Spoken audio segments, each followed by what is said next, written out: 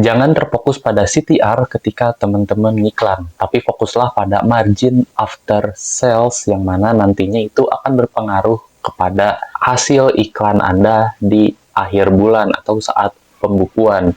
Maksudnya seperti apa? Di sini banyak sekali teman-teman yang keliru atau yang cuma asal ikut-ikutan orang bahwa katanya konten iklan itu CTR-nya harus 2% minimalnya.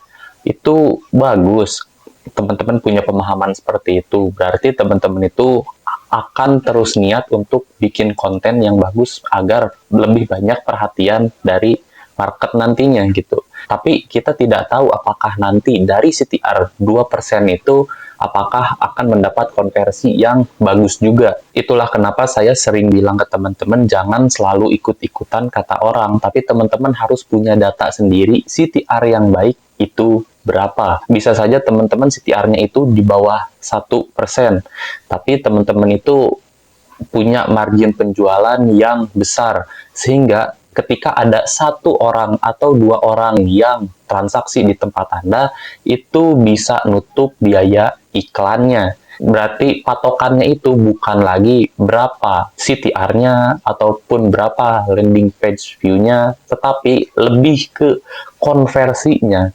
Konversinya yang teman-teman harus maksimalkan lagi. Dan juga teman-teman itu jual produk apa. Teman-teman itu jualan produk yang mengandalkan kualitas, atau teman-teman itu menjual yang berdasarkan kuantitas. Jika teman-teman itu jualan produk yang kuantitas, yang marginnya itu sedikit gitu, nggak terlalu banyak. Nah, berarti teman-teman juga harus memaksimalkan lagi gimana caranya prospek-prospek yang datang ke landing page penawaran itu bisa convert dengan baik dan seenggaknya punya closing rate di atas 70% agar biaya iklannya juga tidak terlalu mahal atau biaya akuisisinya tidak terlalu mahal.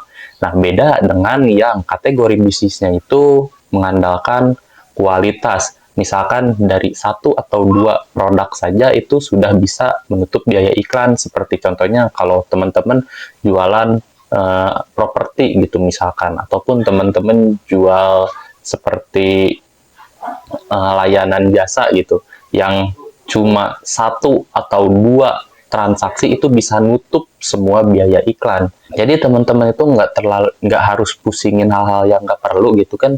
Niatnya jualan itu adalah kita mendapat keuntungan yang mana nanti ketika perhitungan atau di akhir bulan pembukuan revenue yang didapatkan harus jauh lebih besar daripada cost yang dikeluarkan. That's it, udah seperti itu. Teman-teman itu harus bisa mengoptimasi setiap flow pembelian customer agar orang-orang yang melihat iklan teman-teman itu tertarik untuk beli, dan semakin banyak konversinya itu akan semakin menguntungkan bisnis Anda dan iklannya juga tentunya. Jadi teman-teman sebelum iklan itu teman-teman harus perhitungkan semuanya di awal. Resikonya, kemungkinan untungnya berapa, BEP-nya berapa, itu teman-teman harus hitung di awal. Jadi ketika iklan itu teman-teman punya data. Nah, jadi teman-teman itu akan menarik kesimpulannya itu by data, bukan berdasar perasaan. Harus kalau kayak gini, harus gini, kalau kayak gini, harus gini. Jadi teman-teman itu jangan ikut-ikutan kata orang gitu. Teman-teman harus punya data dari bisnis atau iklan yang teman-teman jalankan sendiri, yang telah teman-teman targetkan di awal sebelum iklan dijalankan. Nah, dengan itu kan akan memudahkan teman-teman mengetrace nih, kalau misalkan saya harus keluar uang 5 juta misalkan, dan mempunyai target income atau revenue itu misalkan 50 juta. Nah, berarti teman-teman itu dari 50 juta itu nantinya harus punya target berapa sih closing per harinya. Misalkan satu harinya itu teman-teman harus closing 10 pitches. Nah, udah berarti ketika teman-teman bisa lakukan 10 pitches atau closing 10 pitches, berarti itu sudah lebih dari cukup di hari itu.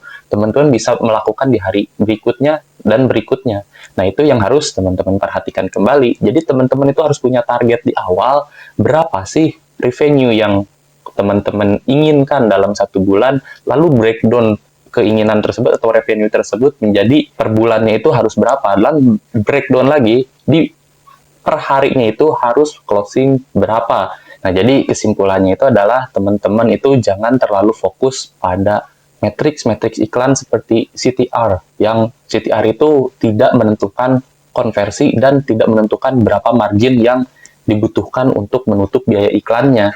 Jadi teman-teman itu fokus ke target revenue per bulannya. Lalu teman-teman breakdown dulu sehingga teman-teman bisa tahu nih berapa target which is yang terjual setiap harinya gitu, atau per bulannya teman-teman harus menjual berapa pieces gitu.